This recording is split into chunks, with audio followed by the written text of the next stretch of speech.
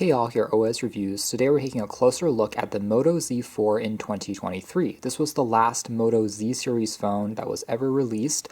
A little bit sad, and it was the line of modular phones from the company. And out of all the popular manufacturers, arguably Motorola was the most successful with their modular concept. Ever since the first generation, they came out with multiple mods that allowed you to expand on functionality, whether it was adding a battery bank, an extra zoom lens for the camera, as well as a projector. Despite good intentions, it's sad that the modular concept kind of fizzled out. It was a huge deal when Google started Project Aria. The concept of being able to swap out parts like the processor and the battery, even the camera sensor for easy repairability, never materialized, perhaps out of corporate greed more than anything. And of course, Motorola later on moved to other flagship devices, including their foldable Razr line that recently also made waves with their Razr Plus smartphone, as well as the Motorola Edge series with their curved display. But whereas Motorola's Razr and Edge series go after style, I would argue that the Z series were more about substance, and perhaps that was its biggest fault. It was never flashy enough to entice customers that wanted something that looked more sleek and cutting edge.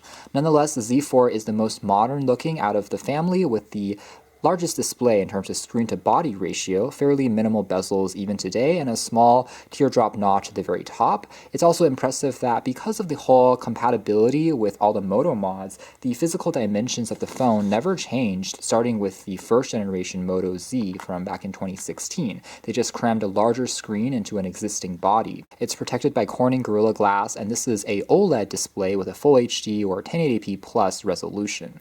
Otherwise, the Edge housed a aluminum rail, which is powdered and gave access to a textured power key along with a volume rocker. At the very top here housed a speaker along with a SIM card tray. The phone came with 128 gigs of built-in storage along with 4 gigabytes of RAM. And that's also why I think the Z4 maybe fizzled out, was because at this point in time, it was clear Motorola was no longer investing all of their resources into this series. And so this was more of a upper mid-range phone, including the processor, which was a Qualcomm Snapdragon 675, which is a departure compared to past Moto Z products that used Snapdragon 800 series chips, which were faster and gave you more graphics horsepower. Regardless, it's a very well-built device, again with an OLED screen, and perhaps more importantly, the backplate is crafted out of frosted glass. It's something that, again, doesn't look too flashy, at least on paper. It's a very premium material that is soft and delicate to the touch, but doesn't attract fingerprints, and I do prefer this, the glossy glass, although it doesn't have any crazy gradient finish on it. The camera, which is 48 megapixel with autofocus and dual tone LED flash, does protrude noticeably from the back of the phone, but that's on purpose. To have compatibility with Moto mods, which will often snap into place, it provides some extra grip for those modules. Last but not least, the bottom houses standard USB Type-C charging port, as well as a 3.5mm headphone jack, a rarity, and also meant that this thing does a pretty good job if you're using it as an MP3 player. Though the premise was nothing new at this point, I'd argue the Z4 was underrated and ignored simply by many folks at the time. Picking it up now, it still feels, again, extremely elegant. The screen just pops because of the high contrast levels, and for simple navigation and usage, it still feels relatively fast and fluid, thanks to Motorola keeping things very light when it comes to their skin on top of Android. Granted, because this was a Verizon version of the phone, you will find a handful of bloatware from Verizon, but thankfully a lot of these can be either disabled or uninstalled. You can now find it easily for under $100, in fact as low as $50 if you're shopping around, which puts it into super budget territory. If you are a existing owner of an older Moto Z series phone and you already have certain mods, or you want to play around with a modular concept. For instance, the Hasselblad True Zoom camera, as well as other style mods, projector mods, can now be found for pretty cheap, and you can extend the usage by having one of the last generation phones that was ever released using that ecosystem. Last but not least, the Z4 had a respectable 3,600 milliamp hour capacity battery. It's not huge by any means, but it's a relatively slim phone, and it's actually decent enough to power the device for at least a day and a half in my usage. And perhaps more notably, this is a larger cell than the older Z3, which was only 3,000 milliamp hours. As aforementioned, you can pick up battery mods if desired, which will add just a little bit more thickness to the phone, but will also elongate the battery. So by default, the phone part has to be a bit thinner than your average device. Now, as you can see here, the phone was also pretty modern in terms of incorporating a under-display fingerprint scanner, something that's usually reserved for more premium phones, and you do get that experience here. It's not quite as fast as on some of the latest generation units, but it's also respectable, not quite as slow as on some of the earlier generations either. Some of the extra sensors that Motorola puts into their phones, which is present on here, would be some of the sensors for recognizing motion. If you are waving your hand or about to pick up the phone, the device will automatically wake up and be a little bit faster at unlocking and showing you some quick notifications. You can also, of course, flick your wrist 2 times to quickly jump into the camera interface, as well as use the famous double chop motion to turn on the flashlight there on the back. Although these things are nothing new, they are still, again, easy enough to use on this Z4. Another difference compared to some of the earlier phones was they had Force editions that had a quote-unquote shatter shield display, which was supposed to be extra rugged, essentially adding additional layer of plastic on top of the screen that was shock absorbing, and if the phone cracked, you could easily peel off that screen and made it easier to repair. On the Z4 though, that layer was removed compared to before. It was a little bit on the plasticky side, almost reminiscent or foreshadowing some of their Razr phones and folding phones in general, which need to have a softer texture in order to bend and move. So this actually feels a lot more reassuring in the hands when it comes to swipes and interactions. Jumping into the camera next, in terms of the 48 megapixel single lens sensor, it's actually quite good in terms of capturing sufficient levels of detail. It will automatically bin itself to preserve 12 megapixel shots to save on memory, but you can also bump that up if desired under settings. Auto HDR also works reasonably well, and Motorola has a fair selection of extra utility tools, including a night mode that will apply similar tricks as Pixels and iPhones to increase exposure time, letting in more light. You can capture portrait shots as well, that is using that one lens and requires a little bit of extra processing time for it to snap, in addition to slow motion and time-lapse shots. You can record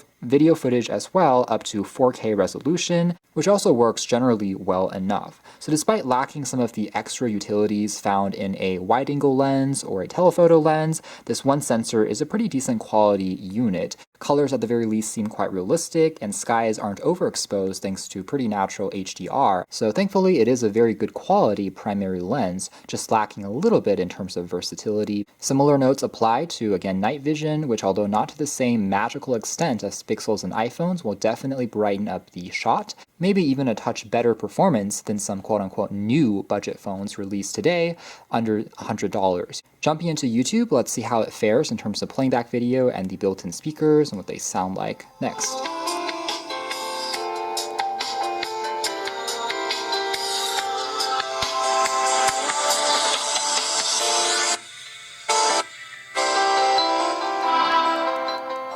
So a couple of notes there would be it is a single speaker as opposed to stereo, and it comes out from the top side, a little bit unconventional, and at the very least it's not too easy to cover up by accident and gets relatively loud, doesn't distort at higher volume levels either.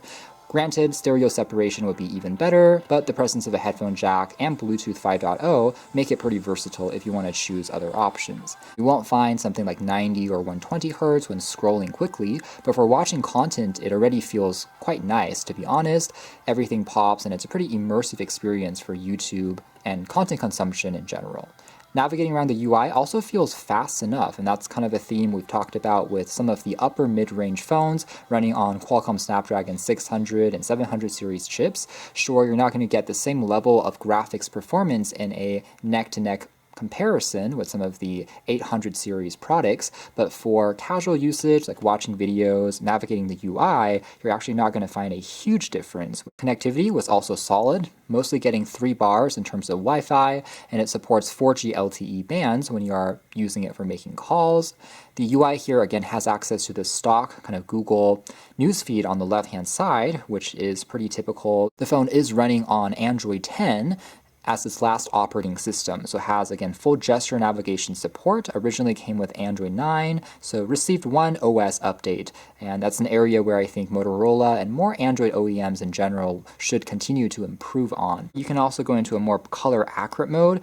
Right now we're in the saturated setting, but here's what a kind of boosted color would look like, and the natural is a little bit more flat. So some of those profiles can also be set, including even minimizing an application for one-handed usage, as well as a attentive display mode, which uses the IR sensor to prevent the phone screen from dimming when you're actually looking at it. And RAM management also seems to be doing an okay job, although admittedly that is one area where I think Motorola was a little stingy on even when this thing was new. I mean, 4 gigabytes of RAM, that's the same number since the Z1 that was released 3 generations prior. It's still mostly fine, and even opening up a couple, 3 or 4 programs, it jumps back and forth quite quickly, but anything more than that, it will tend to reload because that number is, again, a little on the lower side. This chip is technically just a little bit faster than the Snapdragon 660, which was a very good choice for mid-range phones back in the day, and shows that it can still hold its own when it comes to, again, these tasks here in 2023. We can even request the desktop version of the site, and for the most part, pages are still loading up pretty quickly without much stuttering